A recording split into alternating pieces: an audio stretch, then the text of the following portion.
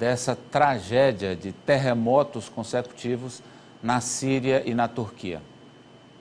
Pois é, Amadeu, mais de 36 horas após o primeiro terremoto que atingiu a Turquia e a Síria, o número de mortos já passa dos 5.400, além dos milhares de feridos e das milhares de edificações que simplesmente desabaram. E aí a gente fala de casas, prédios, lojas, escolas, hospitais. A OMS alerta que o número de mortos pode chegar a 20 mil e que 23 milhões de pessoas podem ser afetadas de alguma forma pela tragédia. Além da dor, a raiva, e essa raiva que está aumentando, raiva pela demora ou pela ajuda precária em muitas cidades atingidas. Há corpos nas ruas, mas as equipes de resgate dizem que se concentram em encontrar sobreviventes. Agora, para eles, retirar corpos, isso só no segundo momento. É que as 72 horas após o desastre, elas são cruciais para encontrar, para ter mais chances de encontrar sobreviventes. E mais da metade desse período já passou. Jornalistas da Turquia dizem que a situação é desesperadora e eles relatam que estão recebendo mensagens de voz, de texto e até a localização de pessoas que estão presas nos escombros, nos prédios que desabaram. Essas pessoas começam a entrar em contato, quem ainda tem bateria, com os jornalistas através das redes sociais. O jogador de futebol que a gente mencionou ontem, o ex-jogador do time inglês, do Chelsea, o Christian Atsu, ele foi encontrado com vida, ele foi retirado dos escombros com vida. Já ocorreram cerca de 300 tremores secundários. Hoje teve um de 5,7 na escala Richter e ainda há prédios desabando. Com esses tremores secundários, muitos sobreviventes estão apavorados, além de exaustos, claro. Eles não têm casa para voltar ou eles têm medo de voltar para o lar. Então, muita gente passou a noite ao ar livre, no frio. Muitos passaram a noite em paradas de ônibus, enrolados com plásticos para se proteger da chuva gelada, ou fizeram uma fogueira para tentar se aquecer. E famílias inteiras passaram também a noite dentro de carros. E muita gente já começou a enterrar os mortos. A tradição muçulmana, o enterro deve acontecer no máximo 24 horas após a morte. Agora vamos falar um pouco de ajuda. Bem, a Turquia está uma melhor situação. Claro que não é situação boa, mas ela está mais preparada. A Turquia tem fronteiras abertas, os aeroportos, alguns apesar de atingidos, mas os aeroportos e os portos continuam abertos, e a Turquia faz parte do que é chamado de Mecanismo de Proteção Civil da União Europeia, que foi criado para uma cooperação mútua desses países justamente em casos como esse, em casos de desastre. A ajuda internacional já começa a chegar na Turquia, agora a situação é muito mais difícil na Síria. Guerra, crise econômica, Síria que sofreu um surto, essa região atingida sofreu um surto de cólera no final do ano passado, e agora o terremoto. Então aí a política ou geopolítica está atrapalhando. É que o tremor atingiu uma região controlada pelos rebeldes, o governo Assad não tem acesso e o governo já disse que qualquer ajuda tem que passar por ele antes, tem que passar por Assad, tem que passar por Damasco. A ajuda que é feita para essa região, possível, sem ajuda, sem a interferência do governo Assad, ela é via Turquia, mas a ONU informou que tem dificuldade de acesso. Essa única ligação que tem entre Turquia e o norte da Síria, ela também foi atingida pelo terremoto. Cada minuto faz a diferença para encontrar uma vida e a gente vê, são essas imagens terríveis. Agora, Amadeu, no meio dessa tragédia coletiva, eu e a produção, nós separamos algumas histórias, são tragédias individuais.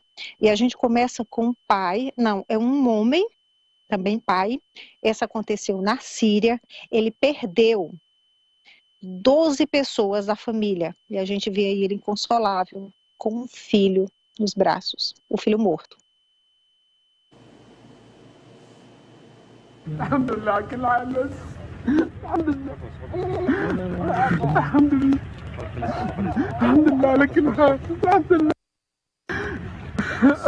Não precisa tradução, não precisa falar, as imagens já dizem tudo. Agora a gente tem uma foto. A gente tem uma foto de um pai segurando a mão da filha. Disse que não ia deixar a filha sozinha, não ia sair de lá, só que a filha está morta. É uma garota de 15 anos e ele aí ao lado da filha, sem querer sair. Outra imagem que a gente separou dessa tragédia, dessa, né, que a gente está falando, tragédias individuais, é de uma mãe. Isso aconteceu ainda à noite, quando a mãe chegou e viu os corpos dos filhos mortos nos escombros.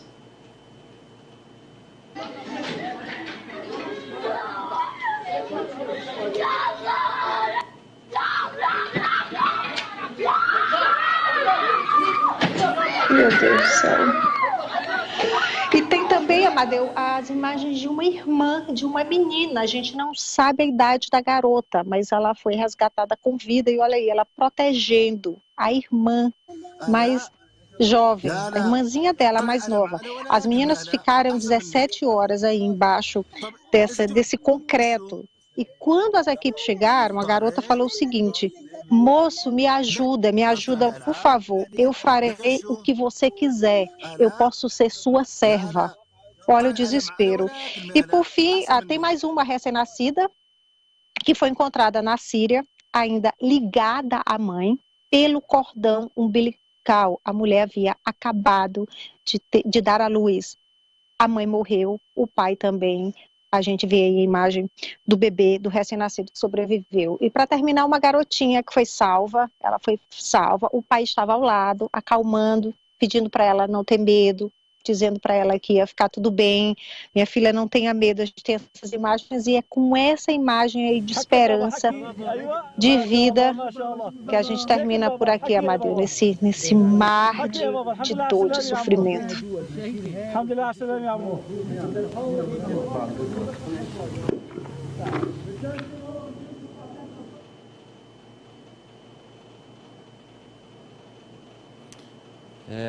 Às vezes, né, Socorro, a gente fica muito envolvido no dia a dia da notícia, não só nós jornalistas, mas a população e as pessoas que se interessam por informações também.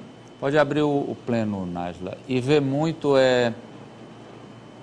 terremoto, grau 9 na escala Richter, grau 7, 500 pessoas morreram, 1000 pessoas morreram, mas quando você traz esses vídeos, quando você traz essas imagens e elas são cruas e muito cruéis, dão a nós a dimensão humana dessa catástrofe, né? e da fragilidade da natureza humana. Que coisa desesperadora, Ari. Olha esse rostinho. Amadeu, a Socorro, ela vem reportando aqui as imagens da guerra da Ucrânia, desde o início da guerra. São imagens muito doloridas, também muito cruentas, são imagens terríveis, mas elas não são tão chocantes quanto essas, que é um fenômeno natural, né? Foi um fenômeno natural, a guerra é evitável. Eu fiquei aqui vendo essas imagens e só imaginando, porque eu acho que não tem como a gente realmente mensurar o que essas pessoas estão sentindo. Só imaginando o sentimento de, primeiro, impotência, né? Diante da força da natureza. Depois, de dor diante de tantas pessoas queridas que foram perdidas. Apoliana. Eu estava acompanhando aqui as imagens, assim, eu senti diversos arrepios, porque a gente, quando pega assim, o olhar dessas crianças, a Socorro chamou assim, gente, olha esse olhar de uma criança que encontrou ali o pai, imagina assim, a gente não consegue nem imaginar o desespero que essas crianças passaram, a solidão ali de horas sem saber o que vai acontecer, e elas que não têm a máxima dimensão de fato do que está acontecendo. Então, nos traz esse momento de esperança, mas ao mesmo tempo a gente pensa nessas mais de 5.400 pessoas que foram embora, que morreram. Inclusive, tá ali, no momento do resgate, a gente vê até o pé de uma pessoa ali. Isso no corpo, mesmo. Né? Então, assim, é muito complicado até a gente analisar isso, de fato, doloroso. E Ananias? Dilacerante, Amadeu, muito triste, realmente. A gente que que é pai, que vê uma cena dessa, uma situação dessa, fica de fato bastante abalado, bastante triste. Infelizmente a gente não tem ainda como, nem como prever, não é, situações dessa para que se tome medidas. É muito difícil combater esse tipo de ação natural da natureza, mas é muito triste. No final o saldo é desesperador para muita gente. Você imagina, Amadeu, aquele primeiro que a gente mostrou, ele perdeu 12 pessoas da família, entre filhos, entre a esposa, entre filhas, aquele primeiro, o desespero desse sírio aí, que já enfrentou tanta tragédia, tanta guerra, tanta morte, e